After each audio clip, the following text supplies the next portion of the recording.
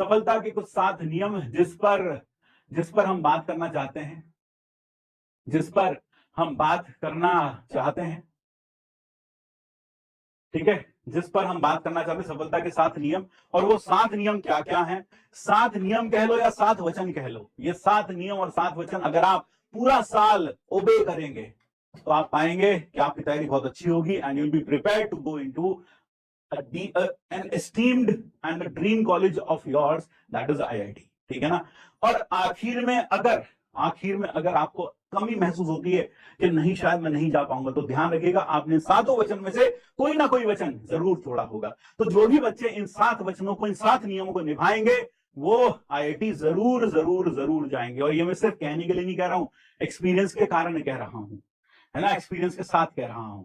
तो चलिए आइए वो 7 नियम क्या क्या हैं आइए देखते हैं। सफलता के 7 नियम, that is 7 rules to success, that is what we are. 7 rules to success. Teacher पर विश्वास ना करें। ये कैसी बात हुई सर? टीचर पर विश्वास ना करें, मुझ पर विश्वास ना करें, किसी भी टीचर पर विश्वास ना करें, किसी भी टीचर पर विश्वास ना करें। हम लोग विश्वास के काबिल नहीं हैं, हम लोग अंधविश्वास के काबिल हैं, हम लोग अंधविश्वास के काबिल हैं। यानी आपको विश्वास नहीं करना है, आपको अंधविश्वास करना है। यानी जो सर ने कह दिया वो बस करना है। क्यों करना है? सर ने कहा इसलिए करना है।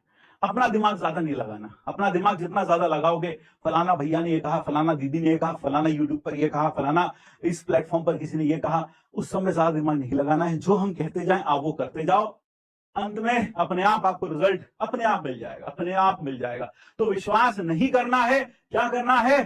अंधविश्वास करना। ध्यान रखिएगा, विश्वास नहीं अंधविश्वास। मैं ये नहीं कहता आप विश्वास करो, मैं तो कहता हूं अंधविश्वास करो, है ना। सर ने कराया क्यों कराया? सर को बेहतर पता है, हमें सर ने कराया, हमें करना है, खत्म बात, ठीक है।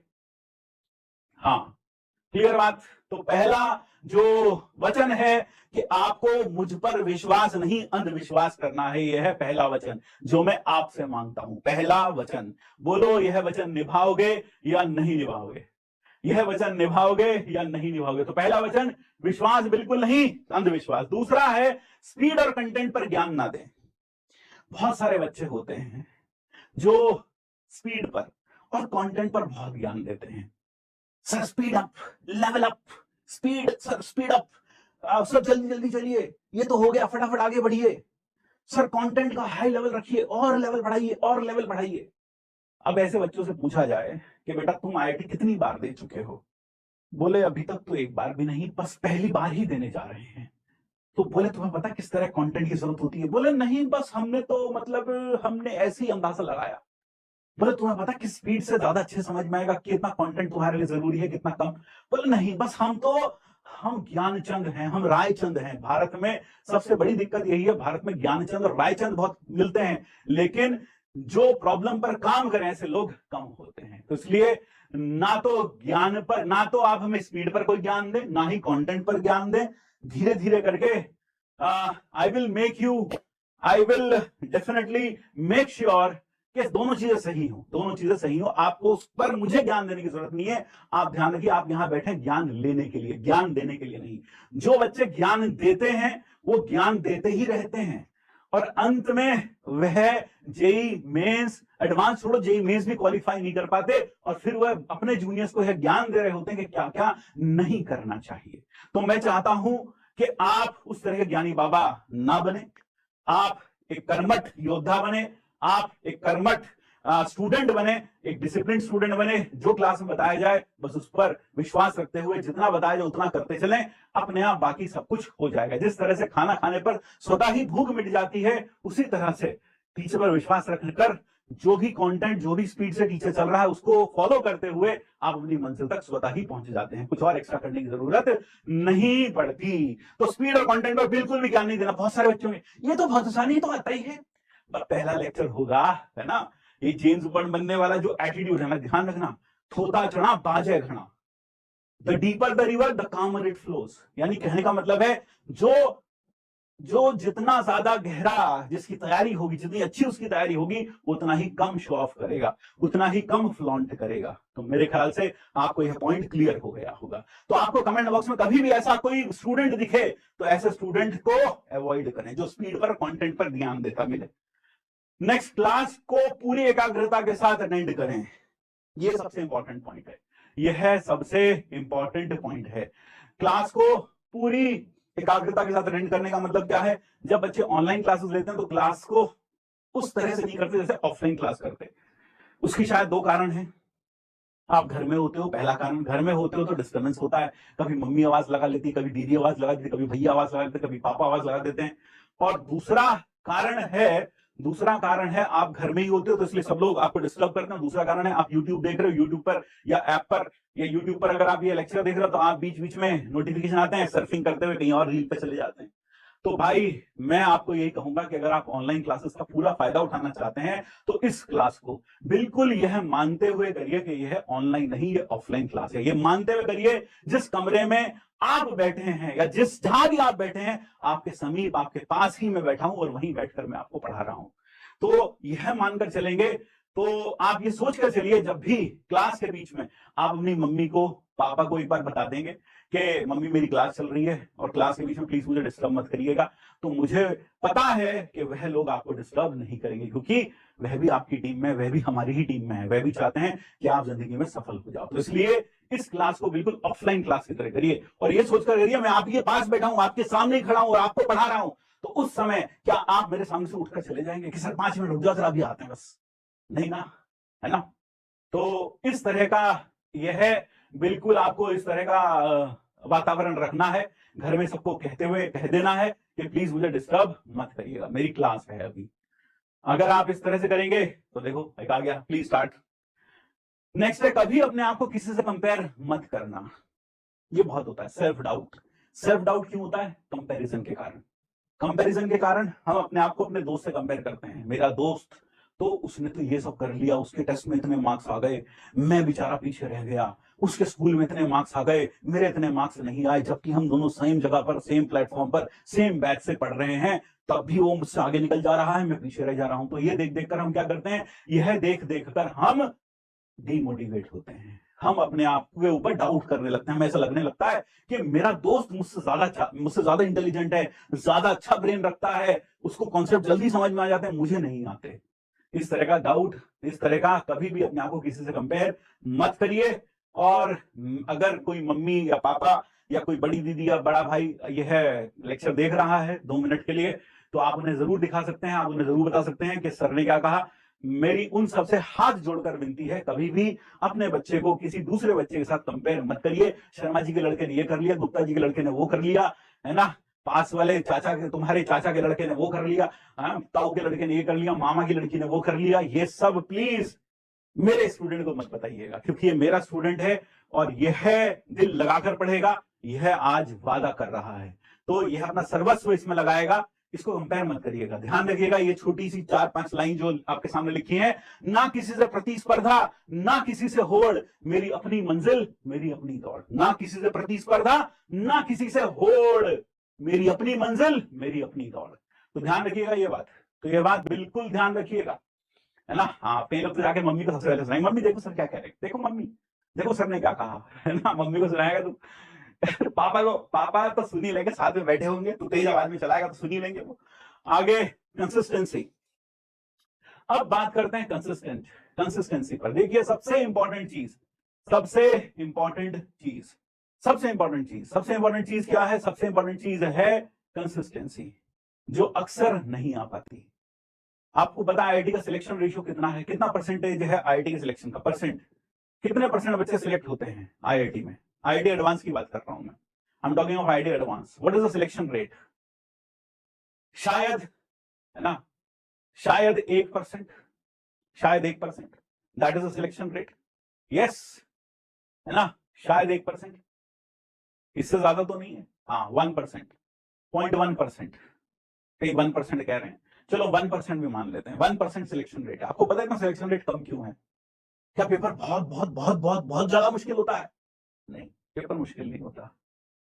असली खेल है कंसिस्टेंसी का, जो सिर्फ 1 to 2% जनता ही रह पाती है।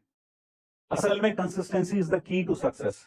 होता क्या है, आज पहला दिन है, जोश में जो सर ने होमवर्क दिया, जो सर ने कहा हम सब कर लेंगे, अगले दिन भी कर लेंगे, लेकिन आज से 1 महीने के बाद जोश ठंडा हो जाएगा, वो उत्साह खो जाएगा। क्यों? क्योंकि कंसिस्टेंट रहना बहुत मुश्किल है। कंसिस्टेंट रहना बहुत मुश्किल है। रिपीटेड चीज को अपनी लाइफ की डिसिप्लिन वे में जीना बहुत मुश्किल है। तो मैं ये नहीं कह रहा आपको पूरी जिंदगी तमाम डिसिप्लिन जीना है, कम से कम भाई ये 1 साल तो अपने आप को एक डिसिप्लिन वे में जिए, है ना, डिसिप्लिन वे में आप इसमें जिए, डिसिप्लिन वे में चलें। ऐसा कभी ना हो कि आज जैसे टीचर ने एक इलेक्ट्रिक शॉक दिया हो तो आज अचानक से इतना जोश आ जाए कि आज हम 10 घंटा, 12 घंटा, 14 घंटा भी पढ़ लें, लेकिन अगले दिन या 2 दिन ऐसा पढ़ लें क्योंकि जोश हमें कूट कूट कर भरा है, लेकिन थोड़े दिन के बाद वह जोश ठंडा हो जाए, फिर हम 5 दिन के हाइबरनेशन पीरियड में चले जाएं, जहां ऊपर पंखा चलता है, नीचे बेबी सोता है, ऊपर पंखा चलता है, नीचे बेबी खाना खाता है, ऊपर पंखा चलता है, नीचे बेबी रील स्क्रॉल करता है। तो उस तरह के हाइबरनेशन पीरियड में अगर हम चले जाते हैं तो वो हमारी 2 दिन की जो मेहनत है वो बेकार है। It is useless, it is worth, it is just in when. तो ध्यान रखिएगा, आपको कहीं 14 घंटे नहीं पढ़ना, आपको कहीं 16 घंटे नहीं पढ़ना, आपको क्या करना है, एक लिमिटेड अमाउंट ऑफ टाइम पढ़ना है और रोज पढ़ना है, वो बहुत ज्यादा नहीं, रोज पढ़ना है। तो consistency is the key to success. तो ध्यान रखिएगा, consistency is the key to success, है ना। हाँ, तो आपको जो करना है, आपको पढ़ना है तो रोज पढ़ना है, रोज पढ़ना है। You have to study daily, रोज पढ़ना है, कुछ भी मिस अपॉन, यानी कि आप भले ही दिन लेक्चर के अलावा 4 या 5 घंटे पढ़ें, लेकिन रोज पढ़ें। रोज 10 घंटे पढ़ने की आवश्यकता नहीं है, क्योंकि 5-5 घंटे अगर आप पूरा साल पढ़ लिए तो आप मंजिल तक पहुंच ही जाओगे, या ना, यानी ठीक है ना, ये बात समझ में आई। एक बहुत अच्छी सी चीज, एक बहुत अच्छी सी कहावत यहां मुझे याद आती है, एक छोटी सी सेइंग मुझे याद आती है कि I will run if I can run, I will run if I can run, I will walk if I can walk, I will crawl if I can crawl, but I will always keep moving. यानी अगर मैं भाग सकता हूं तो भागूंगा, अगर मैं चल सकता हूं तो चलूंगा, अगर मैं रेंग सकता हूं तो रेंगूंगा, लेकिन मैं हमेशा आगे बढ़ता रहूंगा। तो इसलिए आप जिंदगी में हमेशा आगे बढ़ते रहें और कंसिस्टेंटली काम करते रहें। तो ये चीज ध्यान रखिएगा। यह 5वां प्रॉमिस है, ना हारना जरूरी है, ना जीवन जीतना जरूरी है। जिंदगी में जिंदगी के खेल के मैदान में सिर्फ कंसिस्टेंसी रखना जरूरी है।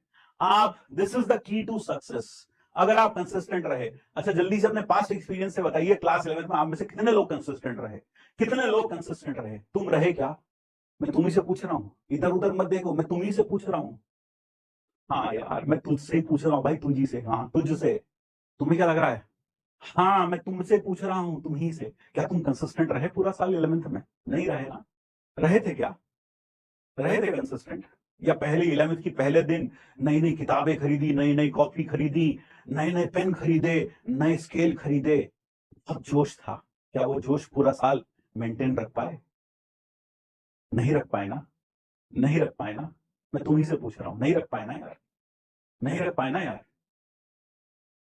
है ना, नहीं रख पाए ना मेरे भाई। तो इसलिए बहुत ज्यादा जोश नहीं होना चाहिए शुरू में। तुमने देखा होगा जो रेस होती है, ठीक है ना, ओलंपिक्स में, तो वहां कुछ खिलाड़ी तो बहुत तेजी, शुरू में बहुत तेजी से भागते हैं, लेकिन आखिर में आते आते जोश ठंडा हो जाता है। अल्टीमेटली कौन जीतता है?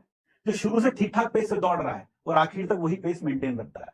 क्योंकि जो बहुत तेजी शुरू में दौड़ रहा है वो क्या होगा, बहुत जल्दी थकेगा और आखिर में आते आते तो जोश ठंडा हो जाएगा। तो इसलिए एक यूनिफॉर्म पेस रखिए पूरा साल, ठीक है बेटा? क्या यह बात, कंसिस्टेंट रहोगे? वादा करो। भटकने से बचें, नेगेटिव लोगों से दूर रहें, भटके नहीं। कोई कहे वो मॉड्यूल कर लो, कोई कहे वो किताब कर लो, कोई कहे ये कर लो, कोई कहे वो कर लो, नहीं, भटके नहीं, है ना। आप यदि अर्जुन हैं तो आपके टीचर आपके कृष्ण हैं। यदि आईआईटी एक महाभारत है तो आप उस रथ पर बैठे हैं जिसकी ध्वजा पर स्वयं श्री, है ना, भगवान हनुमान जी विराजमान हैं। आप अर्जुन हैं, टीचर सब कृष्ण हैं। तो मेरे ख्याल से उस रथ को छोड़कर इधर उधर देखना नहीं बनता यार, नहीं बनता। आप सिर्फ कृष्ण की सुनिए, अपने कृष्ण की सुनिए, अपने टीचर की सुनिए, इधर उधर ज्यादा दिमाग मत दौड़ाइए, क्योंकि जितना आप भटकेंगे, भटकाव में कुछ नहीं है, अंत में भटक भटक कर कहीं के भी नहीं रहोगे, है ना। हाँ, न खुदा मिला न मिसाल सनम, ना इधर के रहे ना उधर के रहे, वही होता है अंत में, ना खुदा मिला ना मिसाल सनम, ना इधर के रहे ना उधर के रहे। तो मेरी आप सबसे हाथ जोड़कर यही प्रार्थना है कि अपने टीचर्स पर खूब विश्वास रखिए और यह सोचकर आगे बढ़ते रहिए कि जो टीचर्स हैं they are the best people to guide you, ठीक है। हाँ, अब जरा ध्यान रखें, नेगेटिव लोगों से दूर रहें। बहुत सारे नेगेटिव लोग मिलेंगे, यार मुझे तो लग रहा है मेरा नहीं हो पाएगा यार, मेरा तो नहीं हो पाएगा यार, बहुत मुश्किल लग रहा है यार, बहुत मुश्किल लग रहा है चैप्टर, तुझे भी मुश्किल लग रहा है ना यार, हाँ मेरी तो कुछ भी समझ में नहीं आ रहा, तेरी भी समझ में नहीं आ रहा ना यार। असल में ऐसे नेगेटिव लोग क्या करते हैं, ऐसे नेगेटिव लोग इस खोज में होते हैं कि जो नेगेटिव एनर्जी एमिट कर रहे हैं उसी तरह की नेगेटिव एनर्जी एमिट एब्जॉर्ब करने वाला और फिर उसे एमिट करने वाला कोई और साथी मिल जाए। या फिर अक्सर ऐसे लोग यह ढूंढते हैं, जिस तरह से इस भीड़ में मैं अकेला नाकाम हूं, तो क्या दूसरे लोग भी नाकाम हैं, वो आपकी नाकामी में अपनी कामयाबी ढूंढते हैं। वो देखते हैं कि मेरे को मान लो मेरे ये टॉपिक ढंग से नहीं पढ़ा, मुझे कुछ समझ में नहीं आया, तो वह क्या करते हैं, वो देखते हैं, तुमसे पूछते हैं क्या तुम्हें भी समझ में नहीं आया, और जब तुम हाँ मेरी भी समझ में नहीं आया, तो इसमें उनके दिल को असीम शांति पहुंचती है। क्यों? उन्हें ऐसा लगता है मैं अकेला ही गधा नहीं हूं, और भी हैं आसपास। तो गधे मत बनिए, गधे मत बनिए, ऐसे नेगेटिव लोगों से दूर रहिए, दोस्त ऐसे बनाइए, ऐसे लोगों के साथ रहिए जो आपको आगे पुश करें, जो आपको, तुमने बोला यार मैंने तो आज सर ने जो होमवर्क दिया ना 10 सवाल दिए थे, मैंने तो यार मेरे को समय नहीं मिला यार, मैं तो 5 ही कर पाया यार, बचे हुए 5 तो रह गए। वो बोले यार मैंने तो 10 के 10 कर लिए। अरे तूने 10 के 10 कर लिए? हाँ यार मैंने तो 10 के 10 कर लिए, रात में थोड़ी देर और जगा, मैंने 10 के 10 कर लिए। तो तुम्हें क्या होगा, इससे पुश मिलेगा। लेकिन वही दूसरा दोस्त है तुम्हारा, अरे तूने 5 कर लिया यार, मुझसे तो हुआ ही नहीं, मैंने तो किया ही नहीं यार, तो तुझे लगा वाह यार मैं कितना अच्छा आदमी हूं, मैंने 5 तो कर लिए। वही दूसरी स्थिति में आपको लगा नहीं यार उसने 10 के 10 कर लिए, मुझे भी रात को जागना चाहिए था। तो इस बात का बहुत फर्क पड़ता है, इसलिए नेगेटिव लोगों से दूर रहें। आईआईटी की तैयारी करने को, आईआईटी की तैयारी करने को घर से निकलता है भोला भाला, आईआईटी की तैयारी करने को घर से निकलता है भोला भाला, रहा अलग बतलाते सब, रहा अलग बतलाते सब, असमंजस में है वो, रहा अलग सब, रहा अलग अलग बतलाते सब, असमंजस में है वो, भोला भाला रहा पकड़ तू एक चला चल, पा जाएगा अपनी मधुशाला। आईआईटी की तैयारी करने को घर से निकलता है पढ़ने वाला, रहा अलग अलग बतलाते सब, असमंजस में है वो भोला भाला, रहा पकड़ तू एक चला चल, पा जाएगा अपनी मधुशाला। बस एक एक एक टीचर, एक मटेरियल को ब्लाइंडली फॉलो करते चलो, कैसे मंजिल तक पहुंच जाओगे पता ही नहीं चलेगा, है ना।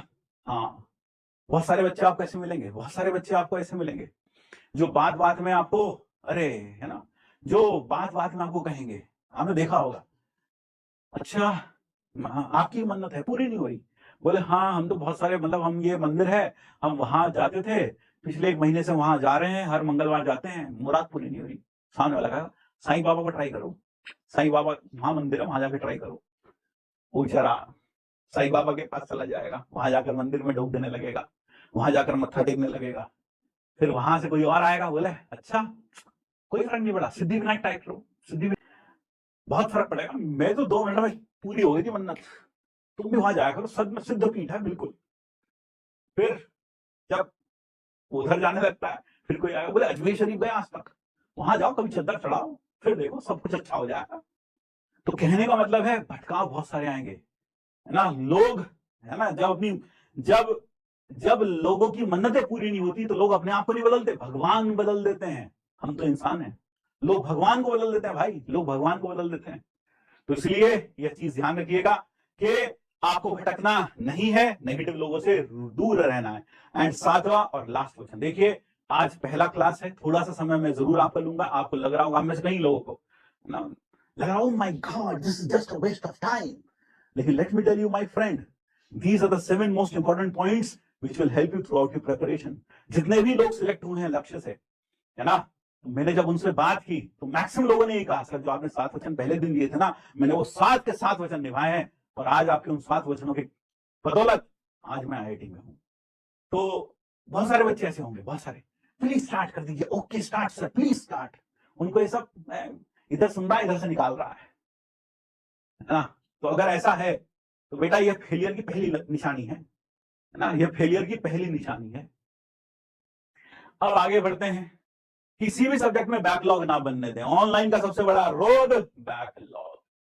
अगर मैं आज ऑनलाइन में जितने भी बच्चे 11th में पढ़ रहे थे उन सबसे पूछूं कि सबसे ज्यादा दिक्कत किस चीज से है, एक ही सवाल, एक ही जवाब आएगा, बैकलॉग। बैकलॉग आखिर बनता क्यों है? जब हम कंसिस्टेंट नहीं रहते, आज का काम कल पे टाल देते हैं, तो क्या होता है, तो फिर हम कंसिस्टेंट ना रहने के कारण वो जो आज का काम है वो कल पर चले जाता है, और कल फिर नया काम आ जाता है, वो काम फिर परसों पर बिल्डअप हो जाता है। ऐसे करते करते एक पूरा पाइल ऑफ बैकलॉग क्रिएट हो जाता है, एक ऐसा चक्रव्यूह बन जाता है कि जिससे हम अभिमन्यु की तरह हम उसमें फंस हो जाते हैं, लेकिन बाहर निकलना नहीं जानते। तो इसलिए मैं आप सबको यही कहूंगा कि बैकलॉग ना बनने दें, एक डिसिप्लिन वे में चलें, बैकलॉग बिल्कुल ना बनने दें। कोशिश करें आज का काम आज ही करें, आज का काम आज ही करें। सही बोला ना मैंने? बैकलॉग ही है ना, बैकलॉग ही है ना। हाँ, तो बैकलॉग ना बनने दें अभी के लिए। जितनी भी, देखो एक चीज और, अगर आपके घर में आपके रियल भाई बहन को छोड़कर कोई और शादी नहीं है तो अभी आप सारी शादियों को इस साल अवॉइड कर सकते हैं। हाँ, अपने कोई रियल भाई बहन की शादी के अलावा आप सारी शादियों को अवॉइड कर सकते हैं। हाँ, अपनी शादी तो वैसे भी अभी तो बहुत दूर है ना, उसमें तो जाना जरूरी है। लेकिन बाकी सारी शादियों को आप अभी अवॉइड कर सकते हैं। कहीं घूमना फिरना आप अभी के लिए थोड़ा अवॉइड कर सकते हैं। मैं ये नहीं कह रहा कि बिल्कुल आप क्या करें कि जिंदगी से बिल्कुल ही सब कुछ खत्म कर दें। रिलैक्स करें। रिलैक्स किस फॉर्म में करें? हैव अ गुड नैप, है ना। 5-6 घंटे बीच में कभी समय मिले तो आप आधा घंटे की नींद निकाल ली, बहुत काम देती है वो चीज। तो मेरे ख्याल सबसे अच्छा रिलैक्सेशन, है ना, मेरे ख्याल से सबसे अच्छा रिलैक्सेशन यही होगा कि आप थोड़ा सा सो जाएं। जैसे आप स्कूल से थके आ रहे आए, है ना, क्लास 4 बजे से है, आप 3 बजे घर आ गए, आप 2:30 बजे घर आ गए, आपके पास बीच में आधा घंटा है, तो खाना खाया, आधा घंटा का नैप ले लिया। लेकिन कई लोग ये नैप नहीं, नैपा ले लेते हैं। नैपा, नैप नहीं, नैपा हो जाता है उनका। 3 बजे सोए, शाम को उठ रहे 8 बजे, क्लास गई भाड़ में। हम तो नैप ले रहे थे, नैप का कब नैपा बन गया हमें पता ही नहीं चला। तो इसलिए नैप लीजिए, नैपा नहीं, ठीक है। हाँ, चलिए। सो